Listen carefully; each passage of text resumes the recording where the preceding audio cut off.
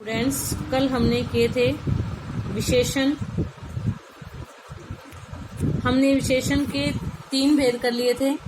आज उसी को हम आगे कंटिन्यू करेंगे। संज्ञा और सर्वनाम की विशेषता बताने वाले शब्दों को विशेषण कहते हैं और जिन शब्दों संज्ञा और सर्वनाम की वो विशेषता बताते हैं वो विशेष्य कहलाते हैं। और विशेषण के 4 भेद होते हैं: गुणवाचक विशेषण, परिमाणवाचक विशेषण, संख्यावाचक विशेषण और सार्वनामिक विशेषण। गुणवाचक में मैंने आपको बताया था किसी भी संज्ञा या सर्वनाम की गुण, दोष, आकार, प्रकार, रंग, स्थिति, दिशा आदि के बारे में जो बताता है वो गुणवाचक विशेषण। परिमाणवाचक मीन्स परिमाण यानी मात्रा के बारे में जो विशेषण बताता है वो परिमाणवाचक विशेषण। और जो संख्या संबंधी विशेषता बताता है वो संख्यावाचक विशेषण। और जो परिमाणवाचक विशेषण होता है उसके भी 2 भेद हैं: निश्चित परिमाणवाचक और अनिश्चित परिमाणवाचक।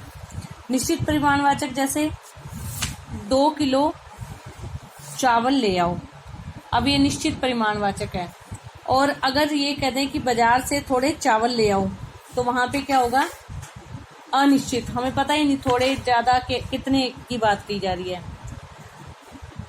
इसी तरह से संख्यावाचक में क्या होती है? संख्या संबंधी विशेषता।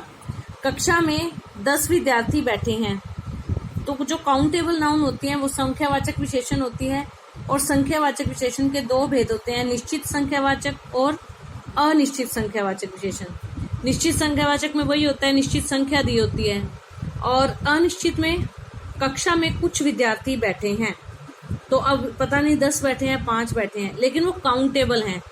कुछ शब्द संख्यावाचक विशेषण में भी आएगा और परिमाण में भी आएगा, लेकिन जो कुछ जिस जगह पे आया है अगर वो काउंटेबल नाउन है, वो उनकी गिनती कर सकते हैं तो वो संख्यावाचक विशेषण में आएगा।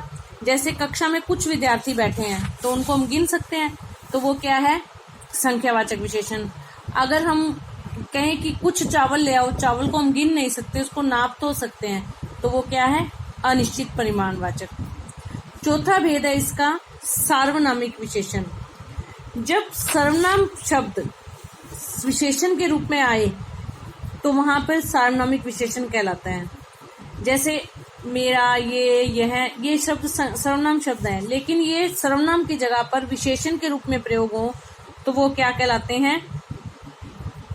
सार्वनामिक विशेषण। मेरी बहन ने दौड़ जीती। मेरी क्या है? सर्वनाम है, लेकिन यहाँ पे ये मेरी बहन की विशेषता बन गई। बहन की विशेषता क्या है? वो मेरी है। वह दुकान नहीं खुली है। दुकान संज्ञा है और ये सर्वनाम है, लेकिन यहाँ पे ये इस दुकान की विशेषता बन गई। कौन सी दुकान नहीं खुली है? वह दुकान। तो इसलिए जहां पर सर्वनाम शब्द विशेषण के रूप में आते हैं तो वो सार्वनामिक विशेषण कहलाते हैं। इनकी पहचान किस 4 प्रकार से की जा सकती है: बात की निश्चितता से, अनिश्चितता से, प्रश्न सूचक के माध्यम से, संबंध सूचक के माध्यम से। यह है बोतल मेरी है। बोतल क्या है? संज्ञा है। संज्ञा से पहले क्या आया है?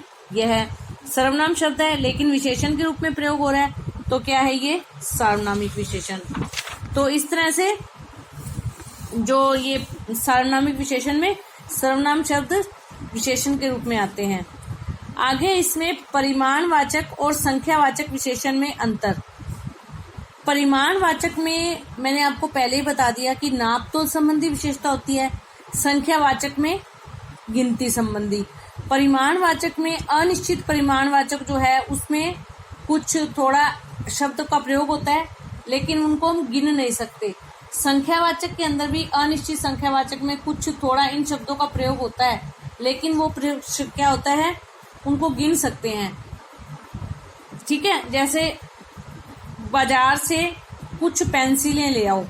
अब कितनी ले आओ ये नहीं पता, लेकिन पेंसिलों को हम गिन सकते हैं, इसलिए वहां पे संख्यावाचक अनिश्चित संख्यावाचक आएगा। बाजार से थोड़ा गेहूं ले आओ, बाजार से कुछ चावल ले आओ, तो वहां पे हम गिन नहीं सकते, वो अनिश्चित परिमाणवाचक होगा। प्रविशेषण। अब क्या है? विशेषण की भी जो विशेषता बताते हैं वो प्रविशेषण कहलाते हैं। घोड़ा तेज दौड़ता है। ठीक है, तो वहां पे विशेषण घोड़ा बहुत तेज दौड़ता है। प्रविशेषण। विशेषण की भी जो विशेषता बताए वो प्रविशेषण कहलाते हैं। अगला है विशेषणों की अवस्थाएं। विशेषणों की हर व्यक्ति वस्तु की जो विशेषता होती है ना, उस विशेषता में भी 3 अवस्थाएं मानी जाती हैं। थोड़ी जो विशेषता थोड़ी होती है मूलावस्था, ज्यादा उत्तरावस्था, बिल्कुल वो विशेषता उसकी बहुत ज्यादा है तो वो उत्तमावस्था। तो ये मूलावस्था, इसमें किसी की तुलना नहीं होती बल्कि किसी एक व्यक्ति वस्तु या स्थान की सामान्य विशेषता बताई जाती है। जैसे मोहन मेरा प्रिय मित्र है, मोहन की क्या विशेषता है, वो मेरा प्रिय मित्र है। उत्तरावस्था में क्या होता है, 2 व्यक्ति अथवा वस्तुओं की विशेषता की आपस में तुलना की जाती है।